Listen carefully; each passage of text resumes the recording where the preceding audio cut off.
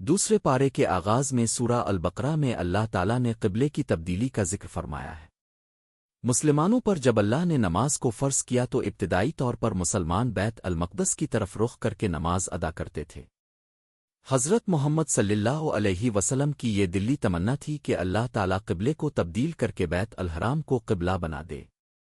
چنانچہ بیت الحرام کو قبلہ بنا دیا گیا۔ اس پر بعض کم عقل لوگوں نے تنقید کی کہ جس طرح قبلہ تبدیل ہوا ہے مذہب بھی تبدیل ہو جائے گا۔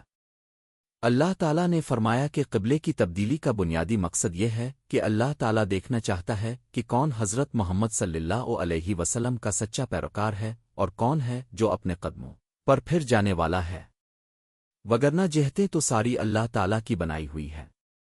مشرق و مغرب اللہ کے لیے ہیں اور وہ جس کو چاہتا ہے صراط مستقیم پر چلا دیتا ہے۔ اس پارے میں اللہ تعالیٰ نے اس بات کا بھی ذکر کیا ہے کہ اہل کتاب کے پختہ علم والے لوگ پیغمبر صلی اللہ علیہ وسلم کو اس طرح پہچانتے تھے جس طرح باپ اپنے بیٹوں کو پہچانتے ہیں، لیکن اس کے باوجود ان کا ایک گروہ جانتے بوجھتے ہوئے حق کو چھپاتا ہے۔ اس کے بعد ارشاد ہے کہ اس کے بندوں کو اس کا ذکر کرنا چاہیے۔ ارشاد ہوا، تم میرا ذکر کرو میں تمہارا ذکر کروں گا۔ اللہ تعالیٰ اپنے مومن بندوں سے مخاطب ہو کر کہتا ہے، اے ایمان والو صبر اور نماز سے مدد حاصل کرو، بے شک اللہ صبر کرنے والوں کے ساتھ ہے۔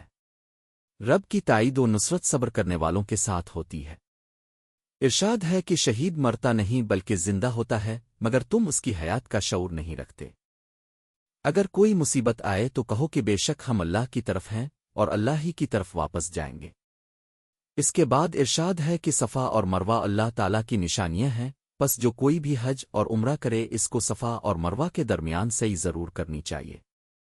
اس کے بعد ان لوگوں کا ذکر ہے جو رب کے احکامات اور اس کی آیات کو چھپاتے ہیں۔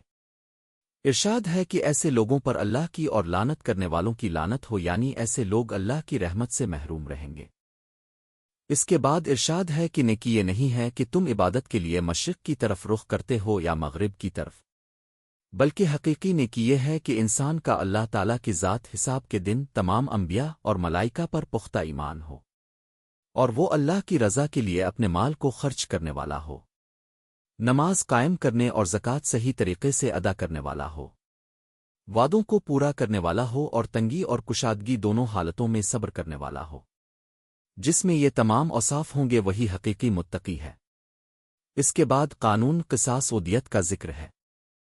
ارشاد ہے کہ آزاد کے بدلے آزاد، غلام کے بدلے غلام، عورت کے بدلے عورت کو قتل کیا جائے گا۔ تاہم اگر کوئی اپنے بھائی کو دیت دے کر معاف کر دیتا ہے تو یہ رب کی طرف سے رخصت ہے، لیکن زندگی بہرحال قصاص لینے میں ہی ہے۔ اس کے بعد رمضان المبارک کے روزوں کی فرضیت کا ذکر ہے اور ارشاد ہے کہ قرآن کریم کو رمضان کے مہینے میں اتارا گیا۔ اللہ تعالیٰ نے مسافروں اور مریضوں کو رخصت دی ہے کہ اگر وہ رمضان کے روزے نہ رکھ سکیں تو بعد میں کسی وقت قضا روزے پورے کر سکتے ہیں، اور جن میں قضا کی استعداد نہ ہو وہ فدیے میں مسکین کو کھانا کھلا دیا کریں۔ روزوں کے بارے میں بطور قاعدہ یہ بات بتائی گئی ہے کہ رب تمہارے حق میں آسانی چاہتا ہے اور سختی نہیں چاہتا۔ نیز رمضان کی راتوں میں بیویوں کے پاس جانا جائز کر دیا گیا کیونکہ لوگ اس سلسلے میں خیانت کیا کرتے تھے، اور ارشاد ہوا کہ عورتیں تمہاری پوشاک ہیں اور تم ان کی پوشاک ہو، یعنی مرد و عورت ایک دوسرے کی زینت بھی ہیں اور ضرورت بھی۔ نیز ارشاد ہوا کہ سحری کا وقت تب تک ہے جب تک تم کالے اور سفید دھاگے میں تمیز کر سکو۔ اس کے بعد چاند کے گھٹنے بڑھنے کی غرض و غایت بتائی گئی ہے کہ اس کے ذریعے اوقات اور حج کے ایام کا تعین ہوتا ہے۔ پھر قتال کی فرضیت کے آداب و احکام ذکر کیے گئے ہیں۔ اس کے بعد حج کے آداب کا ذکر ہے کہ حج میں بے حیائی اور لڑائی جھگڑے والی کوئی بات نہ ہو۔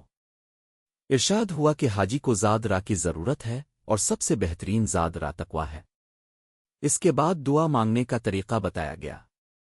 ارشاد ہوا کہ بعض لوگ دعا مانگتے ہیں کہ رب ہمیں دنیا میں بہترین دے، جبکہ بعض لوگ جو ان کے مقابلے میں بہتر دعا مانگتے ہیں وہ کہتے ہیں کہ اے پروردگار ہمیں دنیا میں بھی بہترین دے اور آخرت میں بھی بہترین دے اور ہمیں آگ کے عذاب سے بچا۔ اس کے بعد سابقہ امتوں کے ان لوگوں کا ذکر ہوا ہے جن کو ایمان لانے کے بعد تکالیف، مصائب اور زلزلوں کو برداشت کرنا پڑا۔ اللہ تعالیٰ نے اہل ایمان کو سابقہ امتوں کی تکالیف سے اس لیے آگاہ فرمایا کہ ان کے دلوں میں یہ بات راسخ ہو جائے کہ جنت میں جانا آسان نہیں بلکہ اس کے لیے تکالیف اور آزمائشوں کو برداشت کرنا پڑے گا۔ اس کے بعد دین سے پھر جانے کے وبال کا ذکر ہے کہ جو شخص اپنے دین سے منحرف ہو جائے گا اور کفر کی حالت میں مرے گا تو اس کے اعمال ضائع کر دیے جائیں گے۔ اس کے بعد شراب اور جوئے کے بارے میں ذکر ہے کہ گو ان میں بعض چیزیں فائدے کی ہیں لیکن ان کے نقصانات ان کے فوائد سے زیادہ ہیں، اس لیے لوگوں کو ان سے اجتناب کرنا چاہیے۔ اس کے بعد ناپاکی کے ایام میں عورتوں سے اجتناب کا حکم دیا گیا اور طلاق کے مسائل کو بالتفصیل بیان فرمایا گیا کہ طلاق کا اختیار مرد کے پاس 2 دفعہ ہوتا ہے۔ اگر وہ مختلف اوقات میں 2 دفعہ طلاق بھی دے دے تو وہ اپنی بیوی سے رجوع کر سکتا ہے، لیکن اگر وہ تیسری طلاق بھی دے دے تو پھر رجوع کی گنجائش نہیں رہتی۔ اس کے بعد رضاعت کی مدت کا ذکر ہے کہ عورت اپنے بچے کو 2 برس تک دودھ پلا سکتی ہے۔ پھر بیوہ کی عدت کا ذکر ہے کہ بیوہ کو چاہیے کہ 4 مہینے اور 10 دن تک عدت پوری کرے اور اس کے بعد اگر کہیں اور نکاح کرنا چاہے تو کر لے۔ اس کے بعد اللہ نے نمازوں کی حفاظت کا حکم فرمایا ہے اور ارشاد فرمایا ہے کہ خصوصاً درمیانی نماز بعض کے نزدیک عصر اور بعض کے نزدیک فجر کی حفاظت کیا کرو۔ اس کے بعد ہاروت ماروت اور تالوت جالوت کا قصہ بیان ہوا ہے۔ پارے کے آخر میں ارشاد ہے کہ اگر اللہ بعض لوگوں کے ذریعے دفع نہ کرتا تو زمین فساد سے بھر جاتی۔ مطلب یہ کہ حکمرانوں کا آنا جانا بھی رب کی نعمت ہے۔ دعا ہے کہ اللہ تعالیٰ قرآن پاک کو پڑھنے سمجھنے اور اس پر عمل کرنے کی توفیق عطا فرمائے۔ آمین۔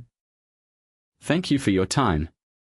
If you liked the video, do like and subscribe our channel.